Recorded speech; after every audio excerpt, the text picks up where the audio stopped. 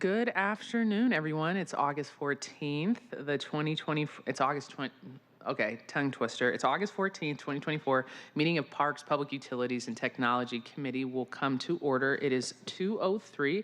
I'm Joy Hollingsworth, the chair of the committee. Will the clerk please call the roll? Councilmember Kettle.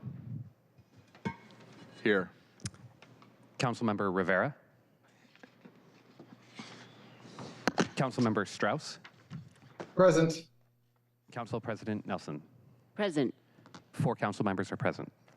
Awesome, thank you. We have 11 items on the agenda today, 1 through 6. First, we have 1 appointment and 5 reappointments to our wonderful Seattle Center Advisory Committee. We have some of those people in the audience today, and we look forward to the appointments and reappointments. Following that, we will consider Seattle Information Technology Department's recommendations to appoint Director Rob Lloyd as the Chief Technology Officer for the City of Seattle.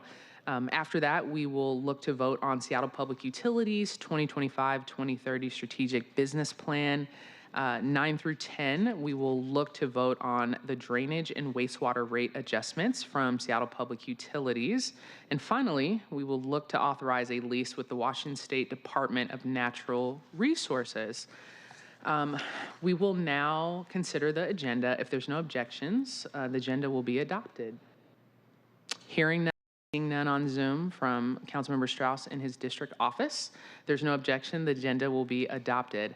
With that, we will now open the hybrid public comment period. Public comments should be related to the items on today's agenda or be within the purview of the committee. Clerk, how many speakers do we have signed up today? We have 3 in-person and 2 remote speakers. Awesome. Each speaker will get 2 minutes. Clerk, can you please read the instructions for public comment? The public comment period will be moderated in the following manner. I will call speakers by name in order in which they are registered both on the council's website or from the sign-up sheet available here in council chambers. We will start with in-person speakers first. If you've not registered to speak but would like to, you can sign up before the end of the public comment period. Just go to the council's website or by signing up on the sign-up sheet near the public comment microphone. The online link is listed on today's agenda. When speaking, please begin by stating your name and the item you are addressing. Speakers will hear a chime when 10 seconds are left of the allotted time. If speakers do not end their comments at the time allotted, the speaker's microphone will be muted to allow us to call on the next person. Awesome. And we will start with the first speaker, I'm assuming in person for the first 3, and then the 2 online. The first speaker is Carolyn Malone.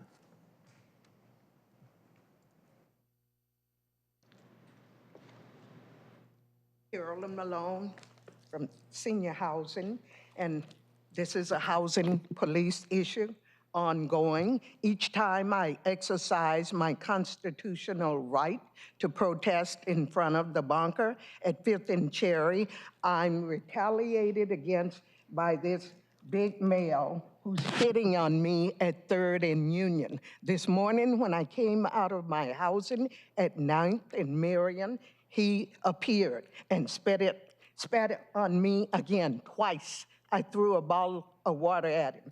He rides on the bus with me. I don't know his name, but police have enlisted him to follow me around to attack me with his spit. And I'm afraid he's going to escalate because I protest against police in my senior housing. I'm going to continue to go to 5th and Cherry and protest because police have no right to intimidate me or have others violate me, a woman, because I do not want them in my senior housing at 9th and 910 Marion. This is one of the police officers who live there undercover. Another photo. This is the person trying to fit in. And each time we have a confrontation or come face to face, this guy shows up at bus stops right across from my housing, Catholic Community Services, on buses and spits on me. And police must stop. I know you're powerless to do anything or won't do anything about it. I have a right to, and I will continue to, but notifying the public that these rogue cops, Caucasian males, are constantly violating me will keep me on the streets. And by the way, in relation to technology, have you considered that police may have installed the ransomware in the Seattle public libraries? Thank you, Mrs. Malone. And for the record, just to clarify, we have in attendance Councilmember Rivera join us. Thank you. The next speaker is Dwight Jones.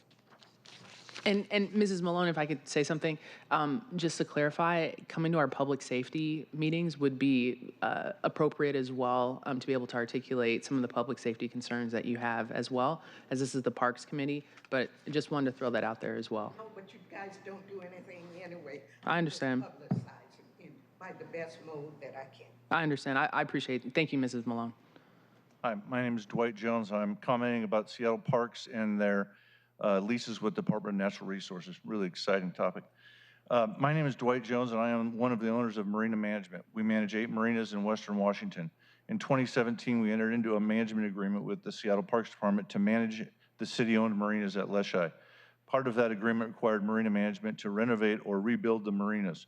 Both Leschi South and Leschi North marinas were built sometime in the 1950s, and although modest improvements have been made over time, both marinas were well beyond their life expectancy, with large sections unusable. Immediately upon signing the contract with Seattle Parks in October of 2017, Marina Management began the permitting and approval process. Once approved, Marina Management constructed and the contractually required improvements. Those improvements included a completely new marina at South Leschi and a renovation of Leschi North. This work was completed in December of 2022.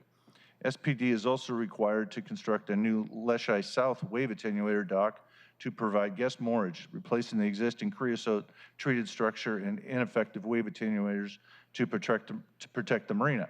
At this time, we are unaware of any steps taken to accomplish this. Marina Management has not been able to secure permanent financing because Seattle Parks does not have a long-term lease with DNR. The current lease expired in 2022. Financial institutions are unwilling to make loans against unsecured assets. We urge this committee to move forward with approving and signing the DNR leases. The inability to secure financing had a significant negative impact on Marina Management and adversely impacts our ability to operate and contemplate future improvements.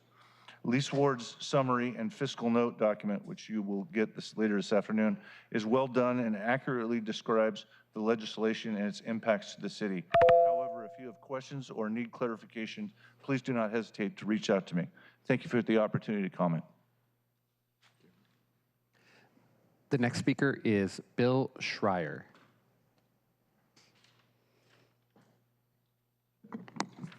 Good afternoon, Seattle City Council. Hello. Hollingsworth. My name is Bill Schreier, and I'm here to comment on the confirmation of Rob Lloyd as the city's Chief Technology Officer. I was the city's Chief Technology Officer from 2003 to 2012 under Mayors Nichols and McGinn. I've also worked since then in a couple of other capacities at the city. I was the Chief Information Officer for the Seattle Police Department, 2015 to 16, and I helped Chief Amy Smith create the Care Department out of the 911 Center from 2021 to 2023. And I've known Rob since 2010 when he was CIO, Chief Information Officer in Avondale. Seattle IT has got some great strengths, like the quality of its people. It's also got some glaring weaknesses. For example, its inability to get projects done on time and within budget. I honestly don't know if those problems are fixable. But if there's somebody who can fix them, it's Rob Lloyd. And I urge you to confirm him as the city's next Chief Technology Officer. Thank you. And thank you for all the work that you have done for our city. And how much did Mr. Lloyd pay you to say? No, I'm just playing. But appreciate all that, those words, so thank you.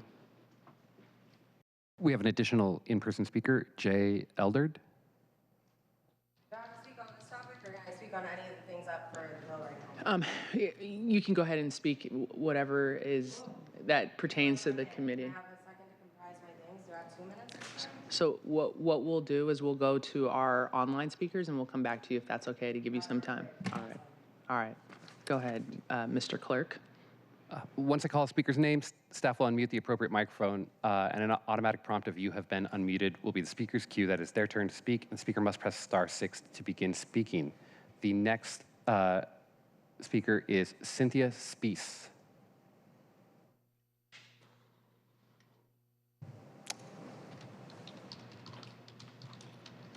Hi, I'm Cynthia Spees, a District 6 resident. I see that a number of appointments are on today's agenda. However, none of them are to fill the vacant seat in the Community Surveillance Working Group. In fact, such an appointment hasn't been proposed to any of these last 6 meetings of this committee. I wanted to make sure you all were aware that the Seattle Surveillance Ordinance, SMC Chapter 14.18.080, Section A, Item 3, states, quote, "At least 5 members of the working group shall represent equity-focused organizations serving or protecting the rights of communities and groups historically subject to disproportionate surveillance, including Seattle's diverse communities of color, immigrant communities, religious minorities, and groups concerned with privacy and protest," unquote. Currently, there are only 4 working group members that supposedly represent an equity-focused organization. This is below the minimum of 5 required by the law. This also means that Seattle IT and the Mayor's Office forcing the existing working group to produce their privacy and civil liberties impact assessments without the minimum legally required staffing of the work group is not following the spirit of the ordinance, if not also outright illegal. No surveillance impact reports should be sent to be processed to the working group, nor progress through the rest of the ordinance's process until 5 people are appointed to the working group who represent equity-focused organizations. As it currently stands, the working group is overly represented by industry and/or lawyers. Where is the community representation in this community surveillance working group? This is entirely within your hands to correct and raise back up to the legal requirement, since the vacant seat is a council appointment. Please do the bare minimum and at least appoint a 5th person to fill the vacant seat on the working group. Thank you.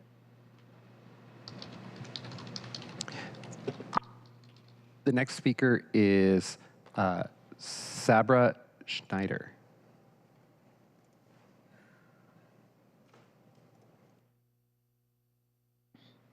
Can you hear me? Yes, go right ahead. Awesome. Good afternoon, council members, and thank you for the time today to speak in support of Rob Lloyd's appointment as CTO. My name is Sabra Schneider, and I'm currently the Chief Information Officer for the City of Bellevue. Before joining Bellevue 9 years ago, I was the Director of Digital Engagement with the Seattle IT Department, serving under one of your former speakers, and served a short stint as the interim CTO as well. I've had the pleasure of working with Rob for more than 5 years now. We've served on professional boards together. He's been a trusted advisor and collaborator across all things innovation, process improvement, public-private partnerships, and a lot of other civic technology matters. Rob has a very unique trifecta of skills that I think make him stand out in this role, and certainly in this region. First, his outstanding people and relationship building skills, which, as you all know, isn't always the strength of technologists. Second, his exceptional business and political acumen. And last but not least, his deep technology expertise. He is also very generous with his knowledge and time, values partnerships both across governments and in the private sector, and I believe he will continue to work on aligning the services of Seattle IT with the growing demands of a high-tech city. He's a true leader across the community of civic CIOs and has partnered with many of us across the nation to help deliver better technologies to the communities we all serve. I'm thrilled he's joined us in the Pacific Northwest, and I look forward to continued partnership from across the lake. I strongly support his appointment as CTO and would be happy to provide any further information. Thank you again for your time. We have one final in-person speaker, Jay Eldred. And just heads up, we like to have public comment that is within the purview of our committee, but I know it took a lot to get down here, and I just want to respect that. So whatever public comments you have about our... Yesterday was printed to every single one. Go ahead, and can you please use the microphone so we can hear you? Would be amazing. Thank you.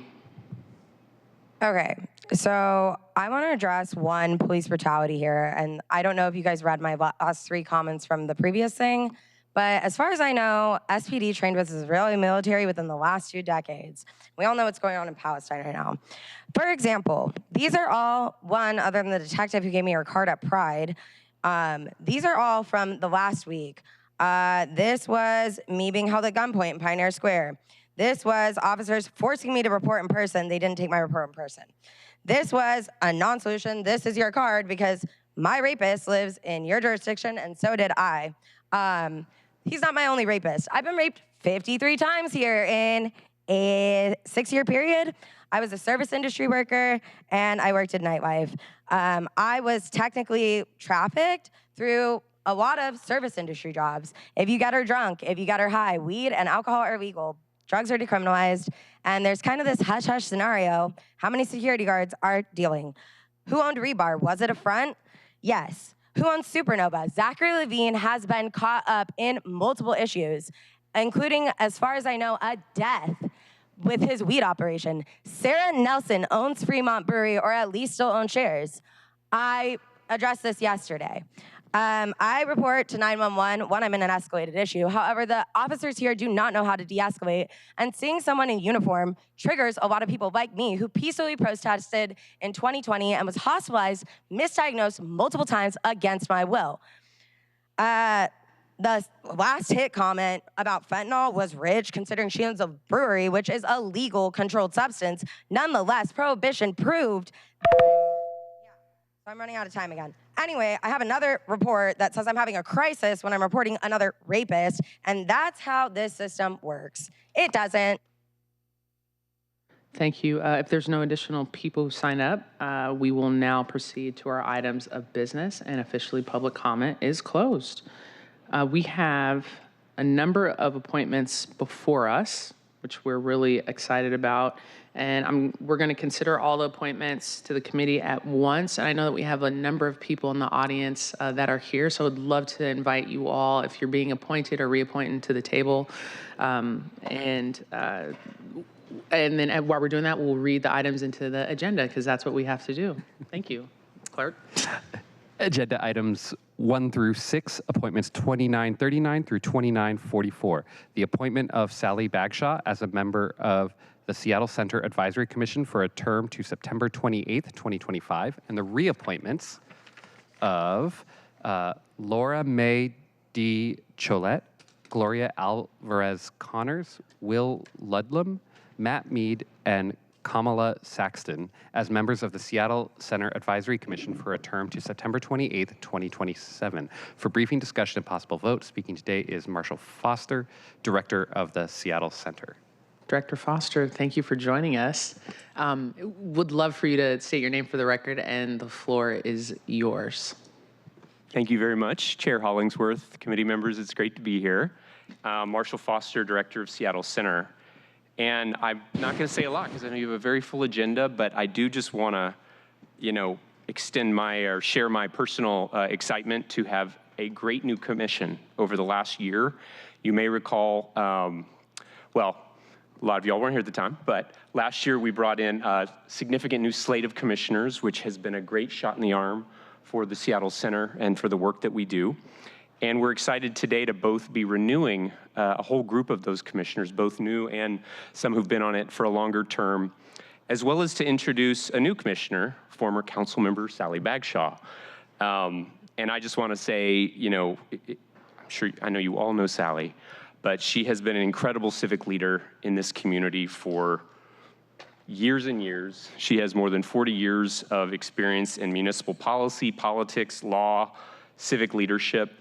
I've had the benefit as staff to work with Sally when she was a council member on numerous civic initiatives, whether it was the waterfront, Seattle Center, and she's just, let's just say, a force of good and a force of nature together at the same time. So we couldn't be more happy to have Sally joining the Seattle Center Advisory Commission.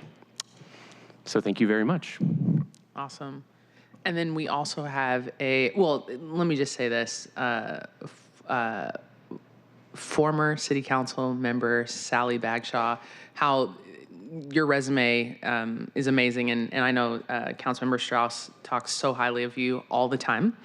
The only mistake you made on your resume, you did go to Stanford, and I know a lot of us don't like Stanford, but because you went there, I will reconsider loving you and the cardinal and the dancing tree. Okay. That is bad. That dancing tree is bad. I agree with you. It is bad. But would love to have you open the floor to say a few words. Oh, thank you so much. Council members here in City Hall and Councilmember Strauss, hello. I am just delighted and really pleased to be able to work more with Marshall Foster and with the advisory board. So I was on council from 2010 to 2020. And all during those 10 years, I had the privilege of working with Seattle Center, of course, with the waterfront, which is near and dear to my heart, having worked with that since 2004. So what's exciting to me is what has happened at the center. Many of you know that it was not what it is today. And we had to take some significant votes to make sure that we were able to go forward with what became the Climate Pledge Arena. And I really want to thank Marshall's good work, other council members that stood with me when we decided that preserving Seattle Center meant not having an easement and a whole new entertainment facility in our industrial area. So we were able to work with, you'd think of Todd and Tim Lewicki and Francesca as well from Los Angeles on Climate Pledge Arena, all the people that worked so hard to get that opened up so that the buck could drop on schedule. But think about the work that we've done with Seattle Center overall, whether it was the Science Center, the Opera, Children's Theater, even redoing the Armory and Mopop. These are all things that have been a delight.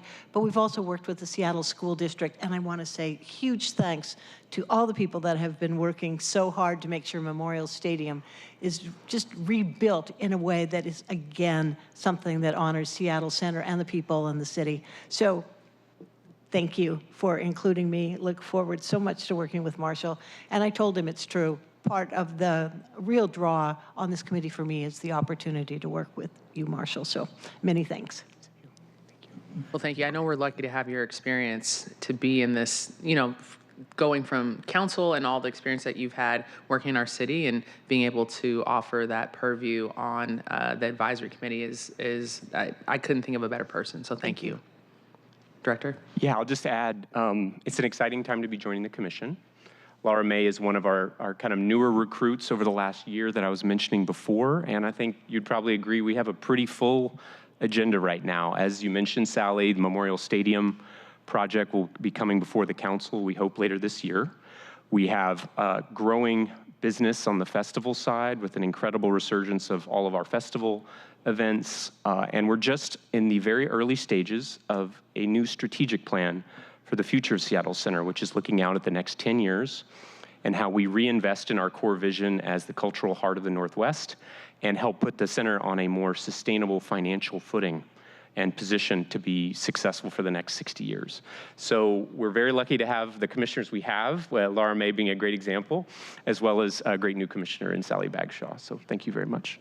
Awesome. And I know we have a couple comments. I do want to say something about Laura May. I've had the opportunity to know Laura May for over 20 years, I think it is, as her uncle was my basketball coach growing up, which is pretty cool. And so I've had the opportunity to know her and her family, and I've worked with her in a long time after school program with youth and kids, and know that is close to her heart in athletics and youth and enrichment. So just super lucky to, obviously know both of you all, and then obviously Laura May for over 20 years, and looking forward to your continued service. Didn't know if you want to say a few words, and then I'll open up to my colleagues for comments. It's been last year I was filling in. That was a vacated space, and so getting reappointed for a full term is an honor to serve. Love the community, grew up on Seattle Center grounds, whether it's playing soccer at Memorial Stadium, being on drill team with Filipino youth activities, and or being on staff for Seafair. So it's kind of full circle for me to be able to serve and give back. Awesome. And I thank you. And we do have 2 comments here. Councilmember Strauss, and then we'll go to Councilmember Kettle. Thank you, Chair Hollingsworth, and let the record reflect that, in fact, you, Chair Hollingsworth, know everyone in the city of Seattle. But I just want to speak to Councilmember Bagshaw's appointment to this committee. It was a privilege and an honor to get to work on behalf of her on the Seattle Center campus work, just right there at the tail end, taking over for Alberta Bleck, who's also in the city family. Councilmember Bagshaw, am I correct that this is your first official role with the city since you left council? Let's say official, yes. Official. So my question is, what took you so long? A few other things were happening, Dan, so good to see you. Fair enough. But I just, something that has always inspired me about Councilmember Bagshaw is your vision. And I think that it may have come to you when you were sailing in the South Pacific with Brad and realizing that the waterfront needed to be a better civic campus for our city, and coming back, running for office, seeing that plan through, and doing it again at Seattle Center in partnership with Robert Nelms and Marshall Foster. And so now that we are embarking in a strategic plan for the center, you are the right mind at the right time and in the right place. And I'm so grateful for your volunteer service. Thank you so much, Councilmember. Councilmember Kettle. Thank you, Chair Hollingsworth. I want to, Director Foster, I just want to say thank you for coming with this set and to make sure that the advisory commission is strong. Obviously, it's a volunteer, kind of evolution, and it takes time and effort for everybody to do so. So for everybody, those who are not here, please pass our thanks. As someone who's been a civic volunteer himself, I recognize that it is a time commitment, money oftentimes, and there's a lot of challenges that come with that, and they press through. So a general thank you to everybody that's part of that. And of course, I like the appointment of my predecessor ×2 here in District 7. And so it's great to welcome back Councilmember Bagshaw. And I'd like to, since you mentioned the Climate Pledge Arena, I just wanted to say formally thank you and the other women who voted for the to take Key Arena and make it is what it is today. It was the right decision, and I say that wholeheartedly. And I also say it because it is a goal of mine and it is a mission of mine to ensure that we have a port that is viable 100 years from now. And that means we need to ensure that it has the infrastructure, the heavy haul network, the freight pieces, the electrification, utilities, all the above. And that really demands that we have support throughout District 7, whether it's Interbay or down into District 1 with Soto and the like. And so what you've done related to the Climate Pledge Arena is fantastic. And I would also note the Climate Pledge Arena is fantastic. The Kraken, and I always, as Foster knows, quickly say Storm, because we need to celebrate our Seattle Storm, four-time champions. Many Olympic champions now, too, should note that, and or bronze medalists. The Australian connection is strong. And all I'll say on the Sonics is, and this is totally unofficial, but it's not a question of if, but when. And so we'll move on. Memorial Stadium, so important. Another area that Director Foster and his predecessor knows that I've been pushing on. We have to do right by the Memorial Stadium, and particularly the Memorial Wall. I'm happy to see the plans related to Memorial Wall and the stadium overall, and we need to press through for that. And I'm really happy, because I do have my sources, that soon you'll be meeting with some of the veteran service organizations, or at least one, to update them. So thank you, since I can't really do that anymore, given my new role. And then, one of the things I've been doing a lot lately is meeting with small groups, building community. And it could be, an Eagle, a scout troop. It could be a church group. It could be across the board. And they're building community. Post-pandemic, we've kind of been in the jet wash of that for a while, and we need to step out and build community. And for Seattle Center is key to this. So we need to do that, whether it's, all elements of the Seattle Center, whether it's, as we've talked about, Seattle Rep, ensuring that the infrastructure, the building, all those kinds of pieces, the nuts and bolts of Seattle Center are strong. Obviously, Pacific Science Center is outside, but that partnership is really key. So we need to ensure that those pieces, theater, Puget Sound, the Armory and all that. And so building this community is very important. There's big ways and little ways of doing that. And so, of course, I always want to keep the senior dance option open there, Director Foston. So that was coming. So maybe we can get some volunteers so it doesn't cost as much, so we can build that kind of community for our seniors to come back the way they danced the night away pre-pandemic. You knew it was coming. Thank you. Thank you, Councilmember Kettle. Council President Nelson. Thank you. This might be your first official commissioner assignment or liaison with the city, but I see you all the time out and about. You're engaged in everything from housing to good governance issues, and I just wanted to say so thank you for remaining engaged. You already know what's going on in so many different facets of our city, and you've got the historical knowledge to really be able to be of super high value on this project. I just wanted to note for the record that you and Richard, my old boss, were next door neighbors on, right down the hall. And in addition to the detailed analysis you'd always devote to every single topic, even something as, whether it be controversial or not, you were always there. But also staff talk, and warm and fair and good-hearted and kind person. So thank you very much for being willing to step up. Very kind. And next, Councilmember Rivera. Yes, I'm going to echo hi. Hello. It's so nice to see you. Thank you. I'm going to echo the sentiments of my colleagues here. We are so lucky to have folks that leave city and then want to come back and volunteer. And I'm so super appreciative for all your efforts while you were at the city, and now so lucky to have you back helping us on an advisory capacity with all your wealth of knowledge that you amassed while you were here and all the great things that you've done throughout your career. So thank you for stepping up to be a volunteer and not going off into retirement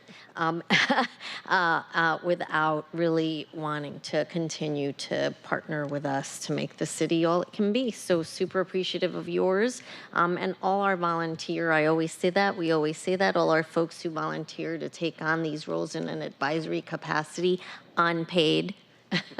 That we can't do this work with our folks that sit on all the various boards and commissions. It is such a huge contribution to the city, and really want to always recognize that. So thank you. Thank you, Councilmember Rivera. Well, with that, after our comments, I now move that the committee recommends confirmation of appointments 2939 to 2944 to the Seattle Center Advisory Commission. Is there a second? Second. It has been moved. Thank you. It has been moved, seconded, and third and fourth to the recommendation confirmation of these 6 appointments. Are there any additional comments? Yes, I do have one. Yes, Council President. I didn't mean to overlook your contribution, your continuing contribution, Ms. Cholette. I thank you very much for being willing to step up. It says reappointment, and you know what you're getting into, et cetera. But again, thank you, and I appreciate that. value your service as well. She's a fierce competitor. I should also say that too. Very competitive. I know that firsthand. Okay, clerk, please call the roll. Councilmember Kettle. Aye. Councilmember Rivera. Aye. Councilmember Strauss. Yes. Council President Nelson. Aye. Chair Hollingsworth. Yes. 5 in favor, none opposed. Motion carries, and the committee recommendation that the appointment of Miss Sally Bagshaw and the reappointment of Laura May, Miss Gloria, Will Ludlam, Matt Mead, and Kamala Saxon to be confirmed. That will happen September 3rd at the 2024 City Council meeting. So thank you all. Really appreciate you all being here. Director Foster and Miss Bagshaw, and I'm not going to call you Miss Cholette. I'm going to call you Laura May because I know you. So anyways, thank you all for being here in person and looking forward to, and thank you for your service too. And Director Foster, you've been doing a phenomenal job at the Seattle Center. I rode through my bike there the other day and it just was gorgeous. So yeah, thank you. Thank you. Fear the tree. It was. And we will love Stanford one day or another.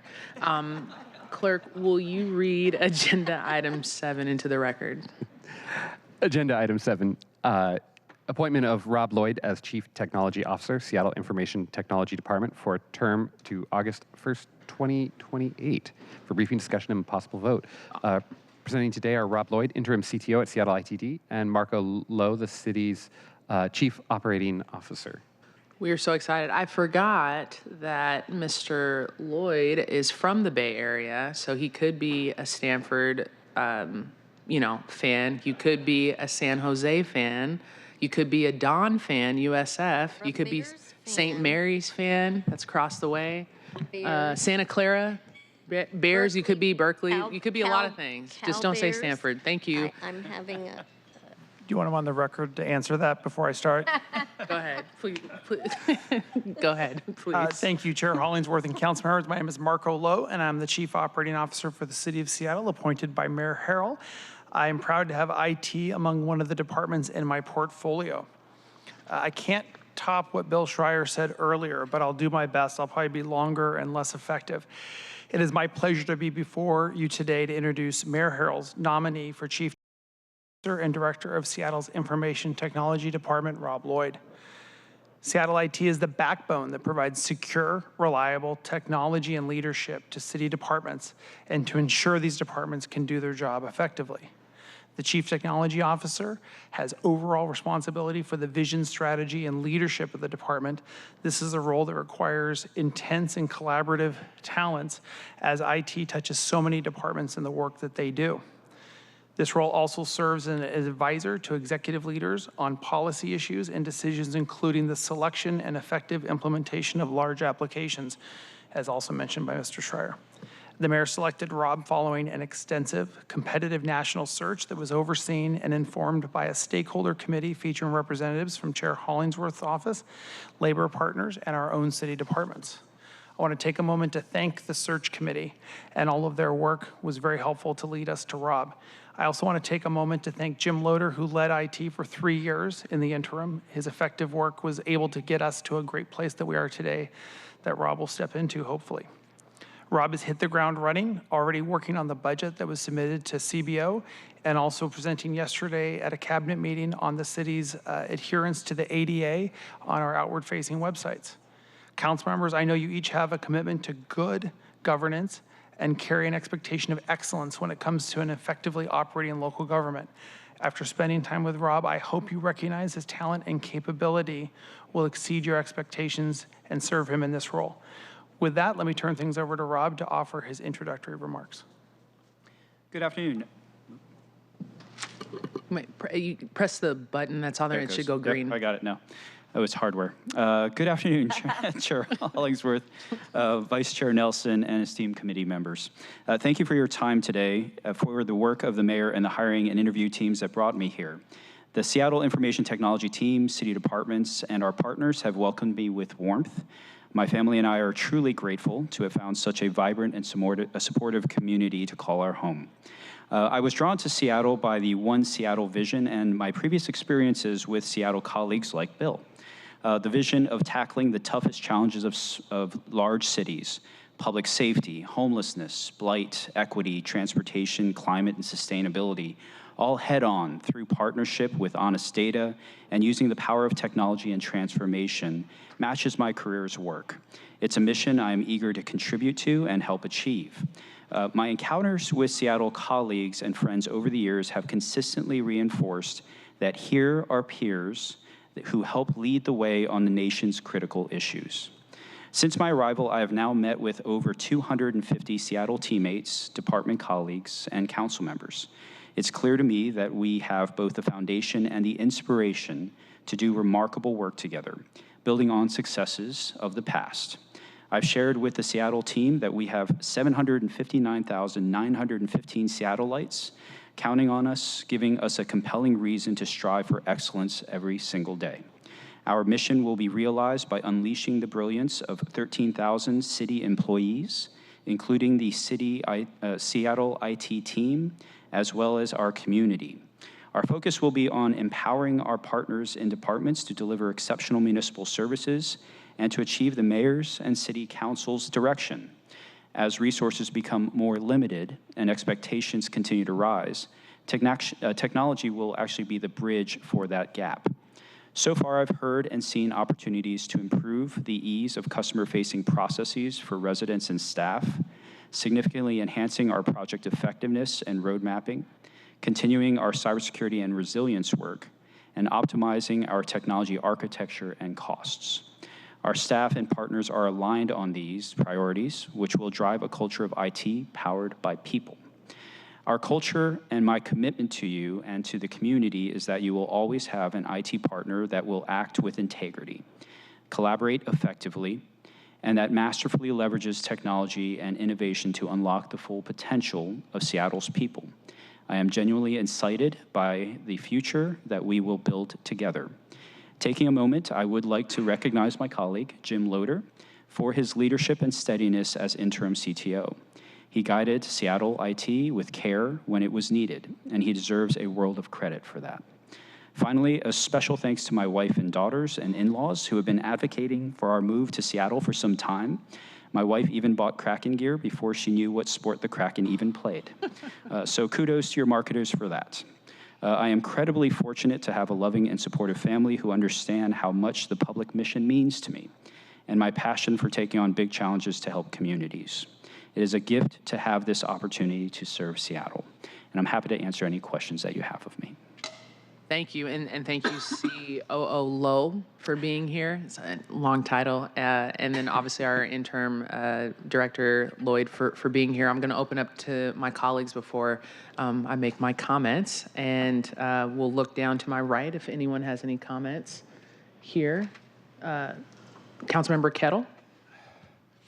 Thank you, Chair Hollingsworth, and thank you, CEO Lowe, and also Mr. Lloyd. Thank you so much for coming.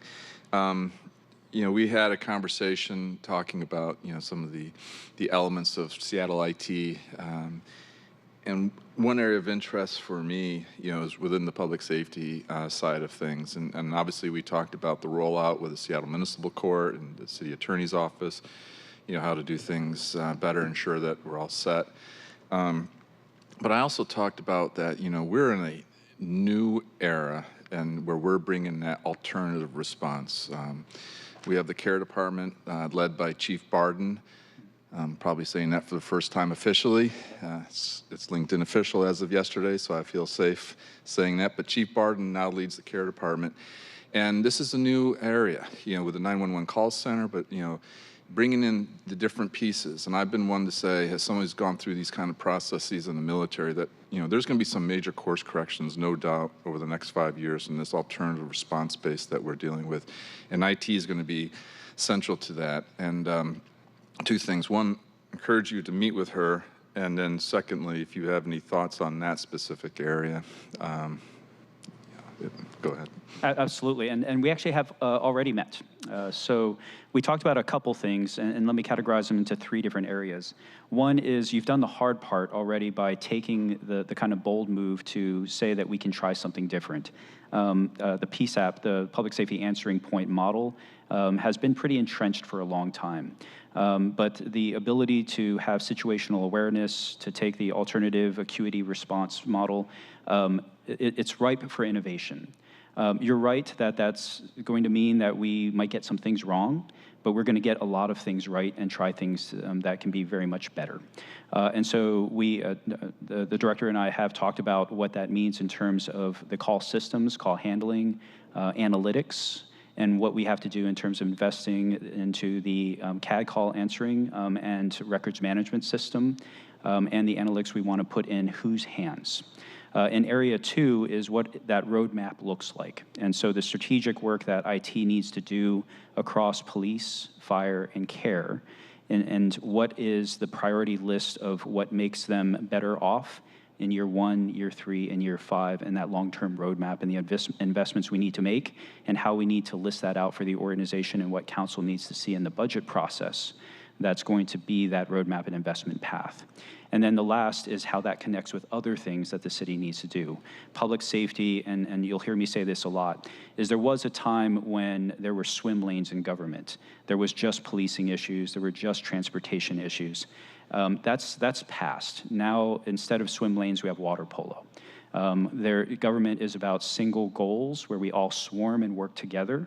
And if you talk about public safety, if you talk about equity, if you talk about the Vision Zero goals that we have, it requires an all-hands approach, and technology needs to play that role because we can connect information and systems in action, and that's the role we have to play heading forward. And so that interconnectedness, the systems, the work management, the intelligence, the analytics, that's how I see our role playing heading forward. Great. Of course, when you say water polo, now the first thing that comes to my mind is Flavor Flav, but harken back to the Olympics.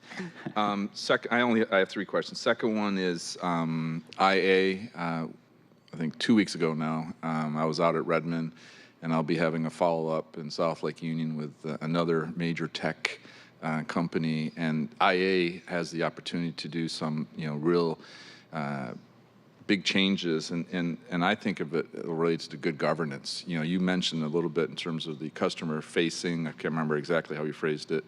Can you speak about how IA can, lead to better and good governance, and to have that better customer-client relationship in terms of the residents, the constituents here in Seattle? Yeah, I think the artificial intelligence, I think, is the road that you're thinking about, is the analytics and the ability to do queue management, and where that artificial intelligence is an umbrella that can do machine learning, generative large language models, and it can take us down a number of paths. Where it has a lot of promise is, I think, in especially two areas, and we'll explore more. But one is confronting the barriers of language and accessibility, and getting rid of the long list of numbers and the long waits has a lot of promise there. If we work with our 911, 311, and customer service bureau partners, we can make it easier for our community to get a hold of us and get the answers and status updates on requests for help. And then on internal routing and customer and work management, artificial intelligence has a lot of promise there as well. And in Redmond and in Seattle, there's a lot of partners that we have that have promise to be good partners, and we're structuring, we just had some meetings this morning about how we structure those innovation demonstration partnerships and agreements, where Seattle can be a leader in this space, and how we can tap the brilliance of Seattle and national partners to use these technologies in smart ways and with some good sideboards to protect and have responsible use, but to actually show some leadership about how we can yield great efficiencies, but also be responsible use models for other cities to copy too. But lots of promise on accessibility, but also efficiencies. And one of the dreams I have is to make the ease of asking for help easier for the community and easier on staff.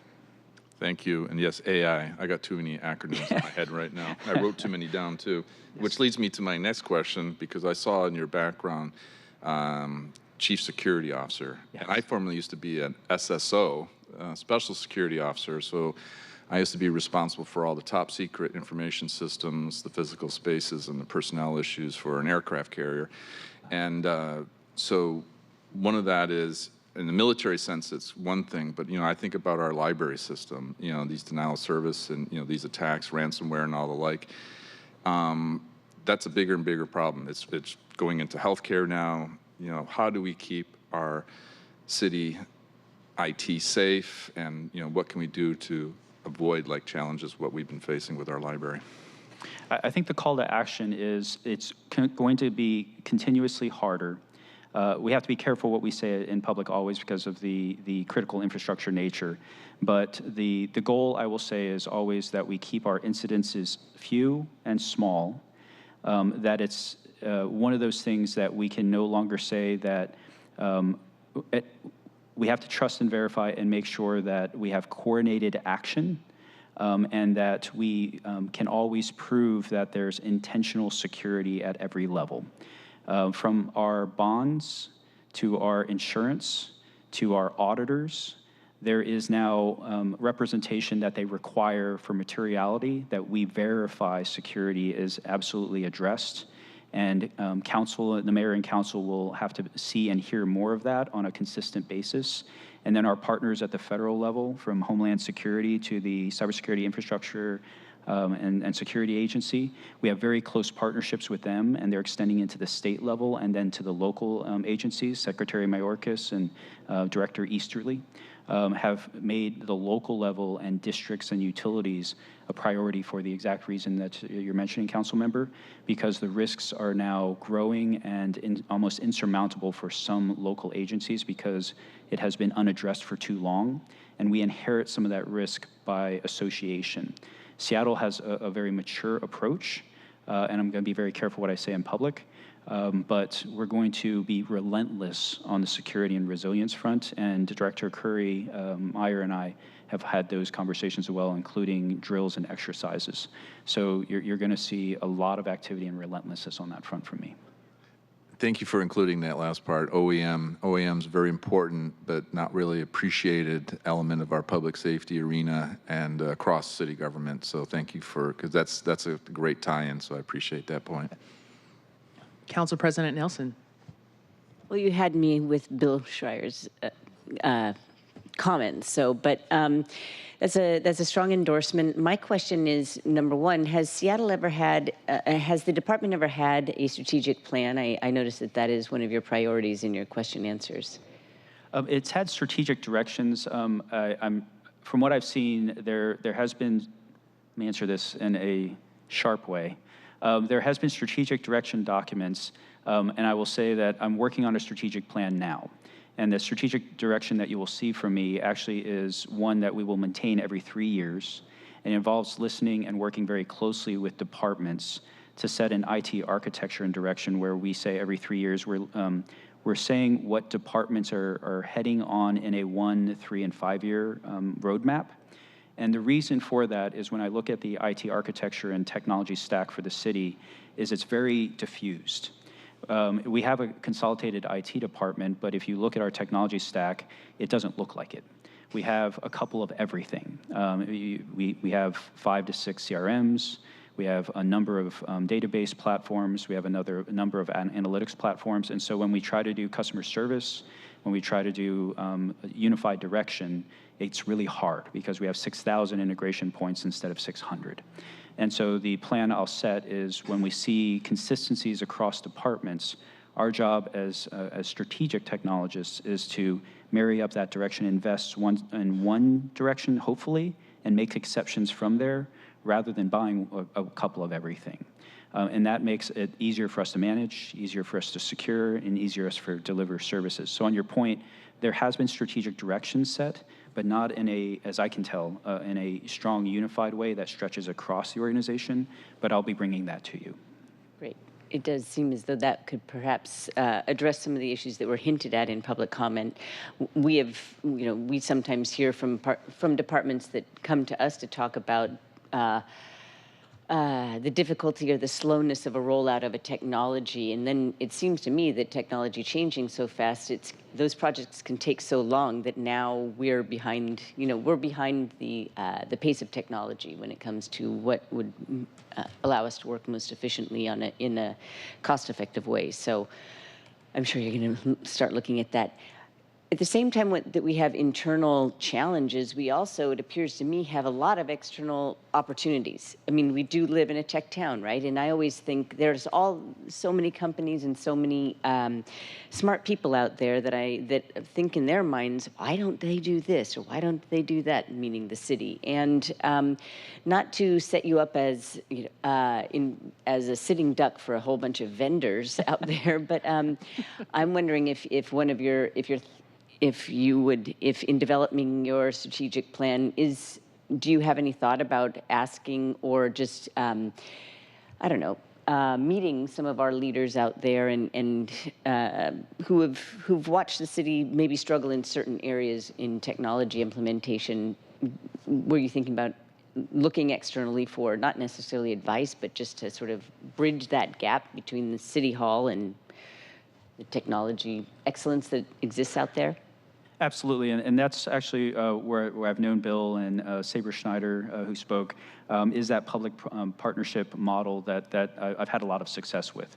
And so when you set a strategic plan and you know your direction and you know your portfolio, you can tell the vendor community, here's where I'm heading, and if you can help solve solutions or solve problems and offer us solutions in these directions, we're ready for you. Here's what we need and when we need it. And bring your best ideas. And then we also can develop what I call a portfolio product project office that is exceptional about delivering those projects. Because what we do is who we are. The projects we execute and invest in is who we're trying to be. And we have to maintain a very high say-do ratio to maintain trust in the organization, from council to departments. If we fail on many projects, the organization gets hesitant and sensitive, saying, why do we invest if we don't get full value? And so my line is I want 80% of our projects to be successfully delivered on scope, on schedule, on cost, and the business value that we aimed for. Because that 80% means too much higher and that we probably gave ourselves too many softballs. Too much lower and we're wasting too many resources. But if we maintain that rough 80% equilibrium, the organization is going to keep on investing. It's going to keep on saying we can evolve, we can keep on getting better. Councilmember Kettle's point is we'll get a couple things wrong, but we're going to keep on continuously improving and using technology to the full value.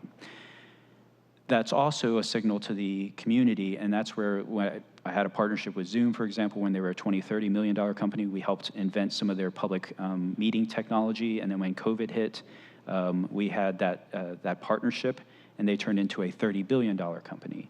And we worked with Access Security when they invented SASE technologies and security, and then they became a huge acquisition. We were the first company to work with large language models when it was GPT, no number, no chat, when it was Claude, and we used it for cybersecurity, and for a while we were immune to BEC and phishing attacks. So you can work with the vendor community if you have a great strategy, if you have intentionality, you have a great team, because you know exactly what you're doing and when you're trying to do it, and you know how to interface with the companies that are out there, and you know how to execute, and they really want to work with you as a strategic partner because they know that you're a great team to work with, and you can deliver on strategic value for them too, because you can prove what they're trying to do, and you can both own that win.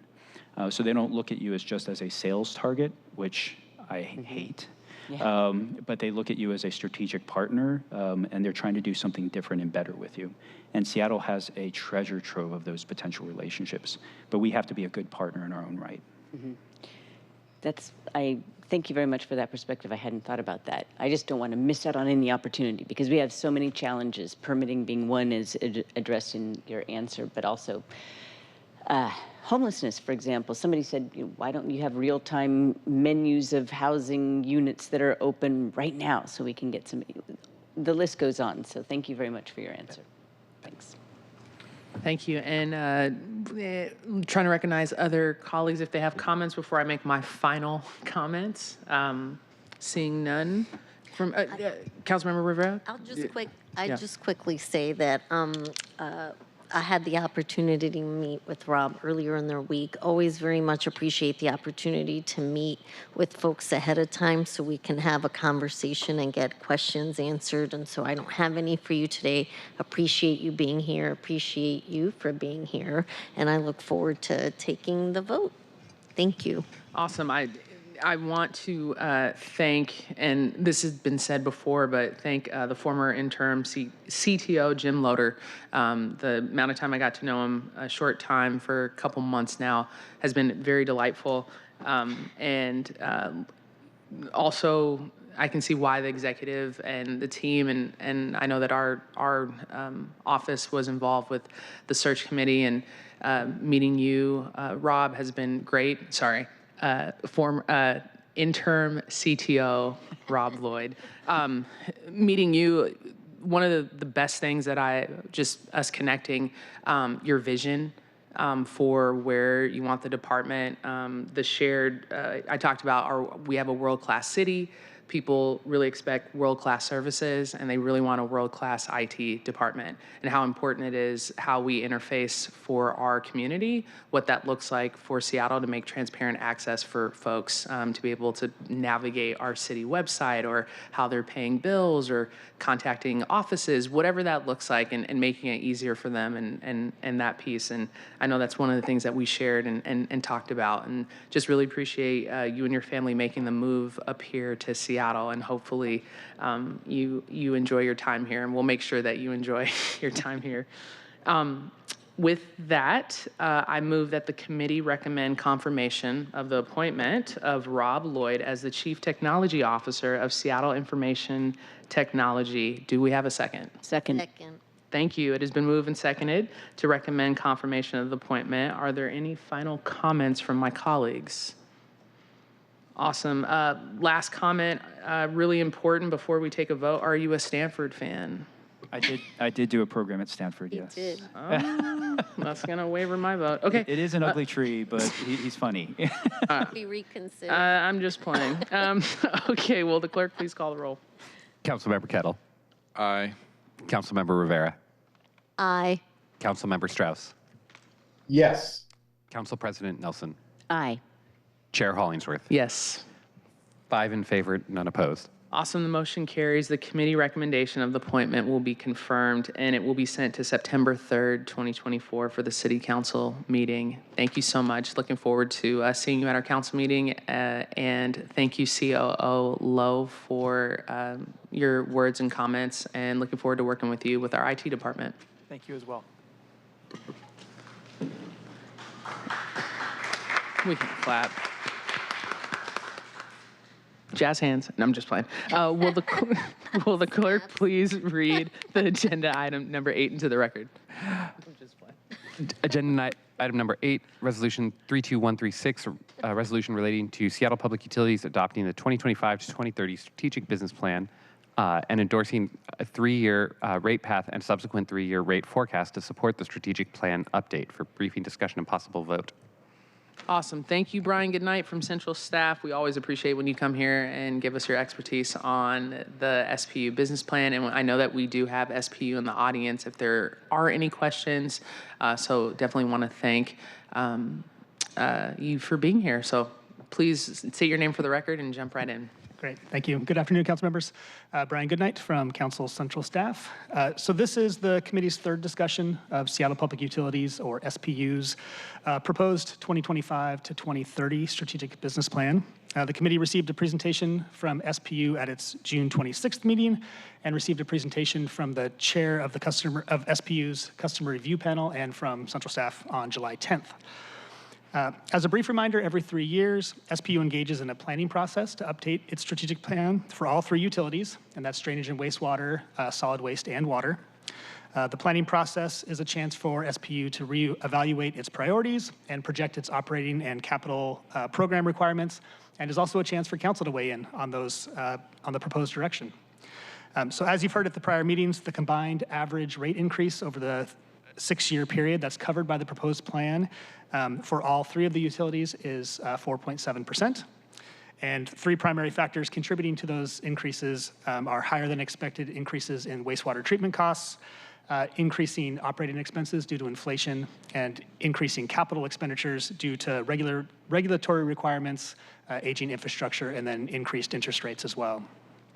And that's all I have today as a brief summary, but as you mentioned, SPU staff is here, and I'm happy to take any questions, and we can bring them up to the table as well. Awesome. And colleagues, and I forgot to kind of set the table. My apologies. We've had a couple briefings. We've had 2 briefings, I believe, about the plan, and just wanted to open up to any questions that you all might have about this. And I'll look on the screen to see if Councilmember Strauss has any questions. But like I said, we do have Director Lee here in the audience and SPU. See Susan, or if we have any questions for SPU. And I'll look down. Okay, well, I have one. Oh, Council Is President the, Nelson. Customer review panel comment letter, is that similar to, it doesn't really sound like it, but City Light has a rate review panel. Does SPU? Yes, it's a very similar structure. So is that what I'm seeing the link on the, okay. It is, that's correct. And then the chair, Noel, who's actually in the audience as well, he came to the committee's meeting on July 10th and provided a brief presentation of their comments. Okay. Yeah. Thank you. Councilmember Strauss. Thank you, Chair Hollingsworth. Just want to take the moment to appreciate both Central Staff Member Brian Goodnight and SPU, as well as the committee, for taking the number of meetings regarding this great path. The number of meetings that we've held and the briefings that I've been a part of in my office have been very helpful to get me to a place of supporting this path and voting yes today. So just wanted to acknowledge everyone's hard work, because I know that not all my questions were easy. Appreciate you all. Awesome. Thank you, Councilmember Strauss. Councilmember Kettle. Thank you, Chair Hollingsworth. I just wanted to, first, Mr. Goodnight, thank you for your support, your background, the memos and the like. It's a good summary, very helpful. And also helpful, I just wanted to thank the SPU team for the briefings, but also, the ability to go to West Point, the ability to do the Ship Canal water project and seeing things firsthand, getting briefings from different people, different perspectives is very helpful. And I recognize the challenges are great. And I recognize that, there's going to be increases in the rates, which is unavoidable. And it will be a challenge, especially when there's other parts of the systems, City Light and others, that are going to be, compounding these. But I recognize that we need to continue to invest in what we're doing and ensure that we are, in a good place relating to our infrastructure. So thank you very much to the SPU team, Director Lee. Appreciate it. Thank you. I'm so glad you brought that up. I know a lot of people, we talk about rates, and I know that we have a really great discount program as well, and want to continue to help elevate a lot of those programs in our community so people know about those as well. And I know that's number one concern that I always have is about affordability. And I don't see any proposed amendments, and are there any other additional comments? Councilmember Rivera? I'll just say that I also know and I appreciate, first of all, Director Lee's always available to answer questions, and he's always so responsive when we have questions about these important topics. And we had a conversation. I'm aware that SPU and City Light are looking at UDP program. We've talked about this. We talked about this at the last two presentations, looking at, is there possible expansion of the program and what that would look like? And so this is a continuing conversation because Director Lee and his team and we all here are concerned about the rising costs for residents, and so it continues to be a source of conversation and something that we will continue to look at. I just want to make sure that there is awareness and just acknowledge that that is happening, and we will continue to do so. No, absolutely. Thank you. And before I say my next, my final comments, I really appreciate SPU. I had a chance to view the Cedar River watershed this past last week, and to see the strategy and intentionality behind SPU and taking care of our assets and making sure that we have clean drinking water and making sure that our environment is protected and the waste and all these different things that encompass our SPU has really been eye-opening. And the department, technology left, so I can say this, SP is my favorite department today. And then when technology comes back, how we do it. But I do want to say that the amount of care that is put into our public utilities, we have the best public utilities department in the country. I know we do, just from the leadership that we have, Director Lee, and all the way down, just the assets that we're protecting. So I just want to thank you all, and thank you, Brian Goodnight, for always bringing in the policy and legislative piece to the conversation as well, and all your work. So there's no proposed amendments for this item. I now move the committee recommends adoption of Resolution 321136. Is there a second? Second. It's been moved and second. Thank you, Council President. Are there any additional comments? Seeing none, will the clerk please call the roll? Councilmember Kettle? Aye. Councilmember Rivera? Aye. Councilmember Strauss? Yes. Council President Nelson? Aye. Chair Hollingsworth? Yes. 5 in favor, none opposed. The recommendation will be sent to City Council adoption for Resolution 321136. The motion carries, and this will be presented September 3rd, 2024 at City Council meeting. Thank you so much. Now we will move on to agenda items 9 and 10. Will the clerk please read the items, short title, into the agenda?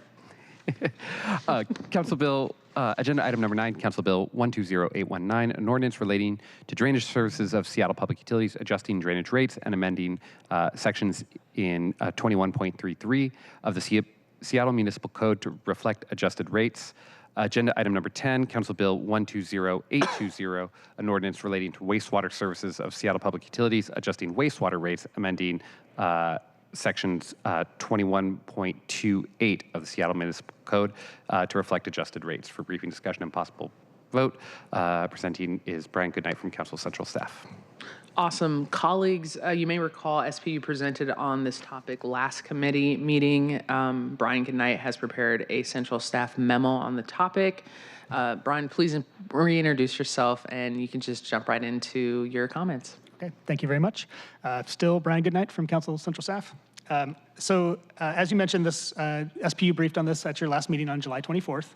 The two bills are directly related to the rate path that the committee just considered as part of the strategic business plan.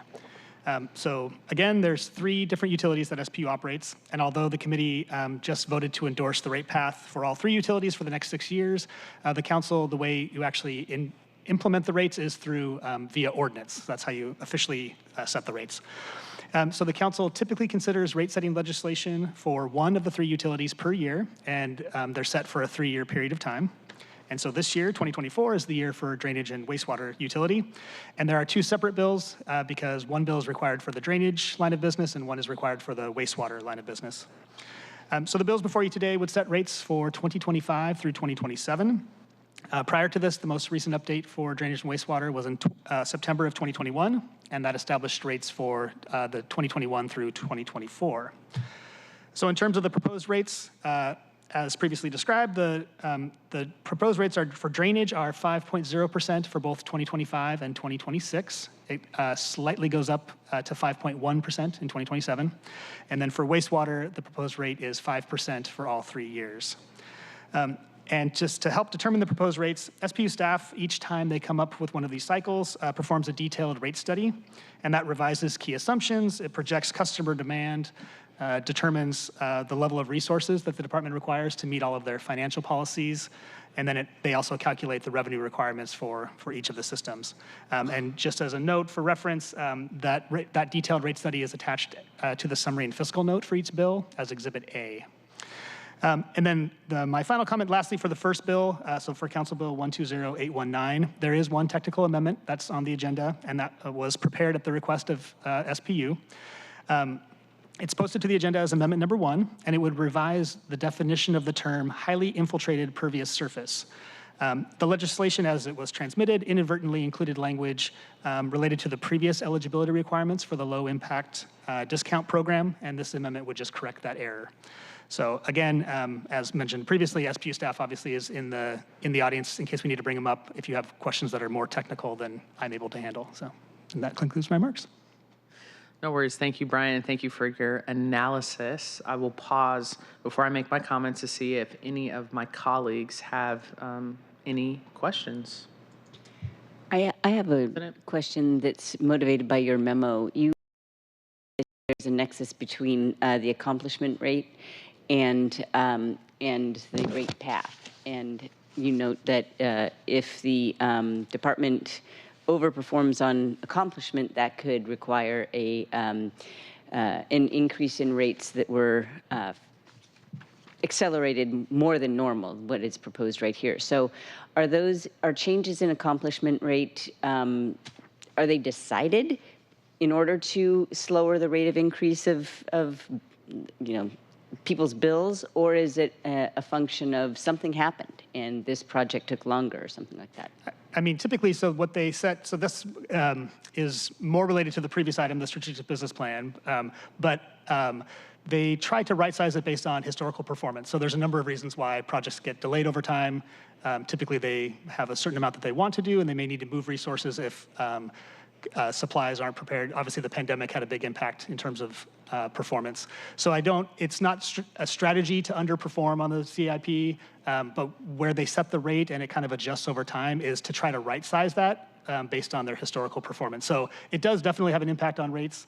If they were overperforming, they could come back and propose to increase rates, or they might choose to delay projects to future years to meet that budgetary restriction. So. Okay, thank you. Councilmember Kettle. Thank you, Chair Hollingsworth. First, Mr. Goodnight, I'd like to thank you for your memo again, and it's really interesting. It's good to see it in a different format, and to speak to like the accumulated cash balances. That's really important, and I note the points made about that and what we're looking to do on that front. That's very helpful. I also, I'm mindful too that we have overall goals, and this kind of goes to the amendment, overall goals in terms of like tree canopy. In a lot of ways we're failing when it comes to tree canopy. We're failing in terms of planting trees, particularly evergreen trees. And it's really an all hands on deck effort. And so this is where SDOT comes in. It's really important right-of-ways and the like. They're going to be a major provider of trees. And as we look to improve our tree canopy, and I think about the waterfront project compared to the viaduct in terms of that's like a step forward as well. And I note, in the slides in the background talking about increased imperviousness, increased runoff, increased charges. And so this is like another area, like in the SPU side of things, in terms of what can we do to capture, which again goes to the amendment to capture that rainwater, to not have it, particularly go into the sound or another water bodies. And I think that's something that we should look to highlight, and to partner. I know it's done to a certain degree, but really, like with SDOT, really do it in such a way that it's not just the Office of Sustainability. It's every department has its place. And so I like having this in here and highlighting how this can play into our tree canopy goals, because we're not where we need to be. And so I really appreciate it. And the only thing I would ask future additions of the trees is that we don't use deciduous trees only, that we butt our evergreen trees in there, because this is a push of mine, because that's what makes Seattle unique. That's what makes Seattle, the evergreen state. And so please, some evergreen trees next time. Thank you. Because that's just so important. You're absolutely right. Over to you, Chair. No, you're good. So, colleagues, we have read both items into the record, and so we'll need to vote on each bill separately. I just want to pause to see if there's any more additional comments regarding this. Boom. So we're going to consider Council Bill 120819 first, and then Council Bill 120820. And before we vote, and I apologize, Brian, thank you for the memo. It was super helpful, and it helped really just get across some of the information and questions that some of my colleagues had, and then I had, and just better educated us to feel comfortable to vote today. So thank you. So we do have one amendment, like Brian said, from SPU making a technical correction to the bill on 120819. Before we consider this amendment, we will place the bill before us. So I move that the committee recommend passage of Council Bill 120819. Is there a second? Second. Thank you. It's been moved and seconded to recommend passage of the bill. We will now proceed with a consideration of the technical amendment. So I move to amend Council Bill 120819 as presented on Amendment 1 on the agenda. Is there a second? Second. Thank you. It's been moved and seconded to adopt Amendment 1. This amendment fixes the definition of, highly infiltrative previous surface. Would our colleagues, I need glasses apparently, would our colleagues from SPU like to come up and comment briefly on this change? Do we need them to come up? Does everyone feel comfortable? No? Yes. Okay. I'm good. We're good. I see head shakings, yes. I see them saying no. Okay, thank you. Do any of my colleagues have any questions before we vote? Okay. Will the clerk please call the roll on the adoption of Amendment 1? Councilmember Kettle. Aye. Councilmember Rivera. Aye. Councilmember Strauss. Yes. Council President Nelson. Aye. Chair Hollingsworth. Yes. 5 in favor, none opposed. Motion carries. Council Bill 120819 has been amended to reflect Amendment Number 1. We will now vote on the drainage rate bills. Are there any comments on the amended bill? Seeing none, I move to recommend Council Bill 120819 as amended. Is there a second? Second. Okay, will the clerk please call the roll? Thank you, Councilmember Rivera, for my seconds. Councilmember Kettle. Aye. Councilmember Rivera. Aye. Councilmember Strauss. Yes. Council President Nelson. Aye. Chair Hollingsworth. Yes. 5 in favor, none opposed. Thank you. I know there's a lot of technical with Robert rules, so I appreciate you all bearing with me. The motion carries, and the committee recommendation that the bill passes as amended will be sent to September 3rd, 2024 City Council meeting. We will now vote on the wastewater rates, and I move that the committee recommends passage of Council Bill 120820. Is there a second? Second. Thank you. It's been moved and seconded to recommend passage of the bill. Are there any comments? Seeing none, okay, will the clerk please call the roll? Councilmember Kettle. Aye. Councilmember Rivera. Aye. Councilmember Strauss. Yes. Council President Nelson. Aye. Chair Hollingsworth. Yes. 5 in favor, none opposed. Motion carries. The committee recommendation that the bill pass will be sent to September 3rd, 2024 City Council meeting. Great. Now we're moving on. Thank you, Brian. Good night. You're the best. Will the clerk please read agenda item 11 into the record? Agenda item 11, Council Bill 120837, an ordinance relating to Seattle Parks and Recreation, authorizing the execution of the required harbor leases with the Washington State Department of Natural Resources for the North and South Leschi moorages and the Leschi South Public Moorage, and ratifying and confirming certain prior acts. For discussion and possible vote, presenting today are Michelle Finnegan and Lise Ward from Seattle Parks and Recreation. So SPU's gone. Here's my favorite city department. They're gone. I know. SPU's gone. I'm just playing. Thank you all for being here. Really appreciate you bearing with us and being last on the agenda. So appreciate that.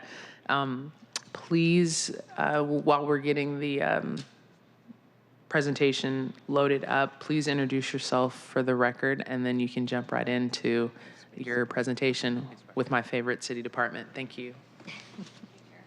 I'll kick it off because I actually did a phone a friend and asked another participant here today. So I'm Michelle Finnegan, Deputy Superintendent of Policy and Finance for Parks and Recreation. I'm Lise Ward, Property Management Interagency Advisor for Seattle Parks and Recreation. David Graves, Seattle Parks and Recreation, Strategic Advisor, Planning and Capital Development Branch.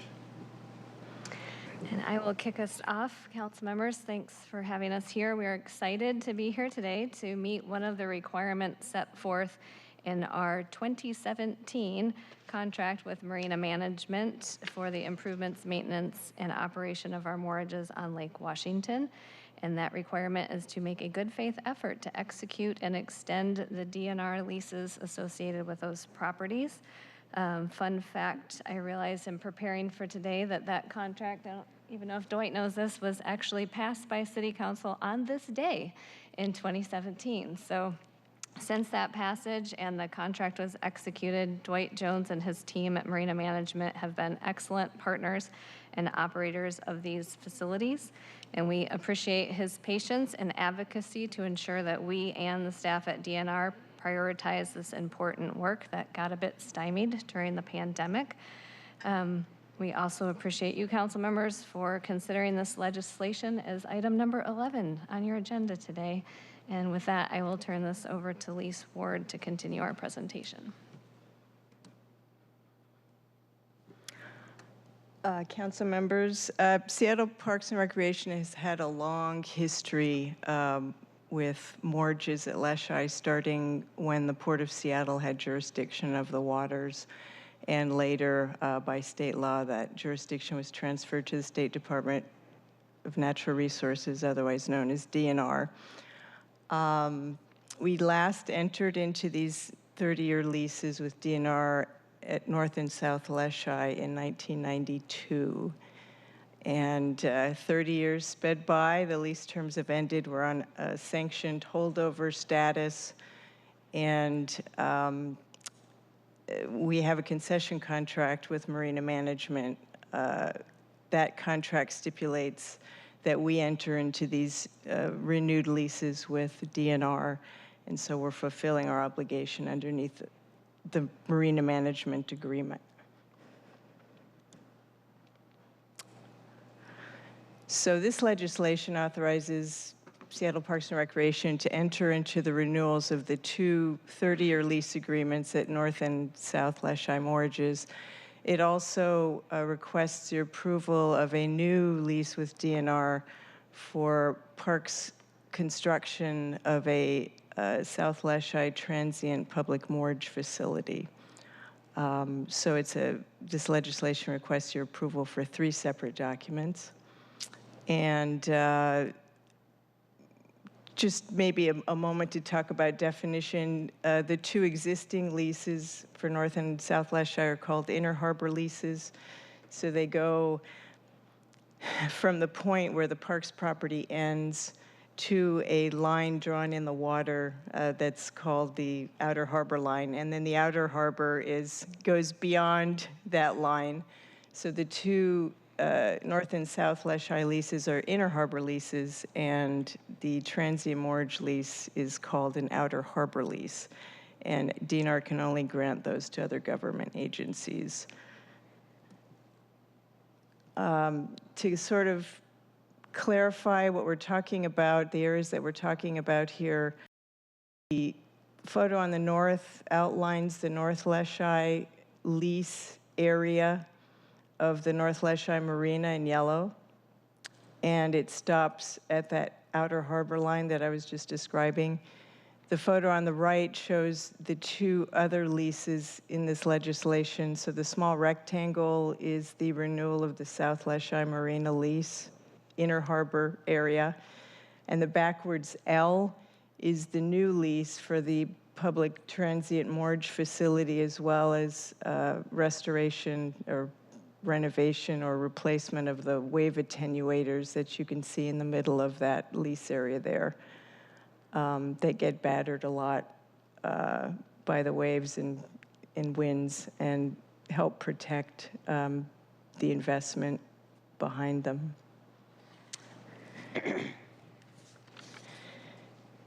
So the 2 existing leases that are being renewed, we're required to pay fair market value for those. So we negotiate with the state to establish a fair market rate for those leases. Because Parks Department is the lessee, the Parks Department pays the rent and then requests reimbursement from our concessionaire Marina Management, which comes from the mortgage fees charged for those 2 facilities. The third new lease is a no-fee lease due to the nature of it being a transient public mortgage facility that's available on a first-come, first-served basis to the public at large. So I hope this is helpful. We've been working a long time and look forward to being in front of you to gain approval of these agreements. In addition to the renewal of the agreements and the issuance of the new lease for the new facility coming up in the future, this will lead to the improvements that Marina Management wants to make to the facility, And the upgraded wave attenuators will protect that investment. And we'll be able to serve both long-term moorage and transient recreational boaters at these facilities. So we look forward to continuing the association with DNR with your approval. Awesome. And this is the magic question slide, if anybody has any questions. It's everyone's favorite slide, questions. No, I'm just playing. Before I make my comments, I will pause to see. I know this is incredibly important to our city, and we really always appreciate parks being, managing all of our phenomenal assets that we have in our city. And I know Leschi community very well. Have spent a lot of time down in that area, especially that dock. Is that like the long one? It's seen better days, but it really has. But we as kids used to go down there and just hang out on the dock. Would love to open it up to any questions, if anyone has any at all. I do. Yes, Councilmember Rivera. Thank you, Chair. Thank you for being here. Just so, bottom line, we lease it from DNR and then we sublease it to Marina Management. Is there any costs involved to us, or do we recoup through this sublease with Marina? Well, it's more of a concession agreement than a sublease. Okay. Concession agreement, if we had the appropriate staff, we could run the marina, but it's not a park specialty per se, so we've put out an RFP and hired the services of a professional management company to manage the marinas. But Dwight is bringing a lot to the table in terms of improving the marina, both for the fun and enjoyment of the users and to bring it to sort of a Class A status and bring in competitive revenue, with part of which we pay to the state and the rest is for parks, is Parks' revenue. Just as if we managed the marina, we would have our operating costs, improvement costs to maintain the marina and keep it up to a Class A status, and then So we pay Marina Management to manage it. This is what, I'm sorry, I'm not. Take it. So we don't pay Marina Management. So that contract, they're actually responsible for reimbursing us the amount of the DNR lease. They also pay any leasehold excise tax related to that operation, and we actually get 3% of their revenues coming back into the park fund to support contract management and other public recreation services. So it's So net zero to us. Yes. Okay, thank you. Great Thank you, Chair. Yeah, great question. Anyone else? No? And I don't see Councilmember Strauss on there. Really appreciate the presentation and everything. I was doing my own research and didn't have anything, and I know I spoke with our staff and seemed pretty straight. How long is, and you might have said this, how long is the lease usually? 30 years. Okay, so this has been in place for 30 years, and now it's up, and now it's going to be another lease for 30 years. Yeah, my child was born and graduated from college during all that. It's kind of amazing. Is it reason why it's a long lease and not like a shorter one usually, or? in part for this because you put a bunch of investment in, so the operator wants to be able to recoup that investment. And, For sure. you know, it's bureaucratic process for both us and DNR, and I think unless we think something's really going to change in that time, we support that length of a continuation. Understood. No, that's good to know. And I'm looking forward, I don't know who's in charge of that dock down there, but that being fixed nicely. Okay, thank you. Very excited to do Kids that. still love it. My son goes there. Yeah, it's a nice dock. It's great. It's right next to Blue Water Bistro. It's like perfect, right? We as kids, I used to go down there all the time. So anyways, but it's seen better days. But it still gives that, you know, Seattle vibe. You know, we all know it's the dock on Leschi. Anyways, okay. We'll have to have a Parks Committee meeting there. That would be nice. We can have a park at Blue Water Bistro or the dock. Start at the dock and then retire to the bistro. I got you. All right. Shout out to Bart, the owner of Blue Water Bistro. Okay. Chair? Yes, Councilmember Strauss. My apologies, just because as you were talking, I want a quick quiz question. Do you know what year Leschi was annexed into the city of Seattle? I do not know. Answer, 1907, same year as Bryant, West Seattle, and Ballard. Oh, 1907. That's good to know. See? I love Mr. Facts. Thank you. That's good to know. 1907. And Ballard was West Seattle and Leschi. Correct? And Bryant as well. Yep. Oh, okay. Nice. It's amazing. That's when that dock was built, probably. Okay. I'm just playing. Okay. Now I move that the committee recommend passage of Council Bill 120837. Is there a second? Second. Thank you. It's been moved and seconded to recommend passage of the bill. Are there any additional comments for this? Seeing none, the clerk, will you please call the roll for recommendation that the city pass Council Bill 120837? Councilmember Kettle? Aye. Councilmember Rivera? Aye. Councilmember Strauss? Yes. Council President Nelson? Aye. Chair Hollingsworth? Yes. 5 in favor, none opposed. Awesome. The motion carries, and the committee recommendation that the bill pass will be sent to September 3rd, 2024 City Council meeting. Thank you all for being here. Really appreciate y'all hanging in until the very end of the meeting. Heavy agenda, but appreciate y'all always. We strive to become your favorite department. You are. Let me tell you, you're my dad's favorite department, okay? And mine too. If he heard any other department was my favorite, he would, be very angry. So anyways, Seattle Parks Department. With that, there's no other item on the agenda. Do any of my colleagues have any more items of business for the committee? Seeing none, that concludes our August 14, 2024 meeting of Parks, Public Utilities, and Technology. I will also like to note that was the first time where we had all 3 departments present at our meeting, which was kind of cool. We had Parks, we had Public Utilities, and we also had Technology. Our next committee meeting is scheduled for Wednesday, September 11th, 2024 at 2 p.m. If there's no further business, this meeting is adjourned. Time is 3:40 p.m. Thank you, colleagues. Thank you. Meeting adjourned.